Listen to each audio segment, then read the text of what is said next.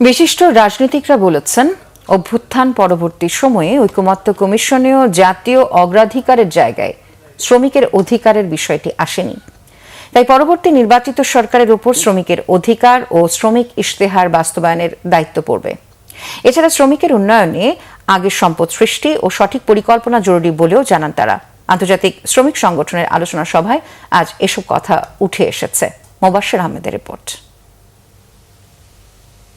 সোমবার রাজধানীর বাংলাদেশ চীন মৈত্রী সম্মেলন কেন্দ্রে আন্তর্জাতিক শ্রমিক সংগঠনের উদ্যোগে আয়োজিত আলোচনা সভায় যোগ দেন বিভিন্ন রাজনৈতিক দলের নেতারা। প্রায় ১৫০ বছরেও দেশে শ্রমিকের উন্নয়ন ও ন্যায্য অধিকার প্রতিষ্ঠিত হয়নি উল্লেখ করে শ্রমিক সংগঠনের পক্ষ থেকে শ্রমিকের অধিকার প্রতিষ্ঠায় ১৫ দফা দাবি তুলে ধরা হয়। ন্যায্য মজুরি চাই, তাদের সুন্দর স্বাস্থ্য চাই, তাদের সুন্দর বাসস্থান চাই। শ্রমজীবী মানুষ রাজনৈতিক দলগুলোর কাছে গুরুত্বপূর্ণ জানিয়ে বিশিষ্ট রাজনৈতিকরা আশা করেন পরবর্তী সরকার শ্রমিকের অধিকার বাস্তবায়নে কাজ করবে। নির্বাচনের মাধ্যমে যারাই রাষ্ট্র পরিচালনার দায়িত্বে আসবেন, এই শ্রমিক ইশতেহার বাস্তবায়নের গুরু দায়িত্ব তাদের উপর বর্তাবে। কিন্তু যারা দায়িত্বে আসবেন না, তারা এই ব্যাপারে জনমত সৃষ্টি করা, এই ব্যাপারে প্রভাব বিস্তার করা এবং এই ব্যাপারে চাপ সৃষ্টি করার ক্ষমতা রাখবেন। আসুন সম্পদ সৃষ্টির মাধ্যমে আমাদের দেশের দরিদ্র মানুষের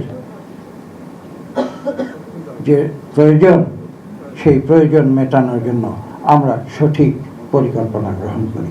অধিকার আদায়ে শ্রমিকের সংগ্রাম চলমান রাখার কথাও বলেছেন অনেকে। এইসব দাবি দাওয়ার সাথে যদি একটি জিনিস না থাকে, সেটি হচ্ছে যদি আমাদের মূল্যবোধ এবং নৈতিকতা, আমাদের মোরাল ভ্যালুস এবং আমাদের কমিটমেন্ট না থাকে, তাইলে ক্ষমতায় গিয়ে শুধু ক্ষমতায় থাকারই মহড়া করবো, আর কিছু করা হবে না। শ্রমিক, শ্রমজীবী মানুষ এবং তার দাবি, তার লড়াইয়ের যে তার এজেন্ডাগুলো রাজনৈতিক দলগুলোকে যে গুরুত্ব দিয়ে বিবেচনা করতে হতো, গত ১.৫-২ দশকে সেই গুরুত্ব দিয়ে বিবেচনা করা হয় না।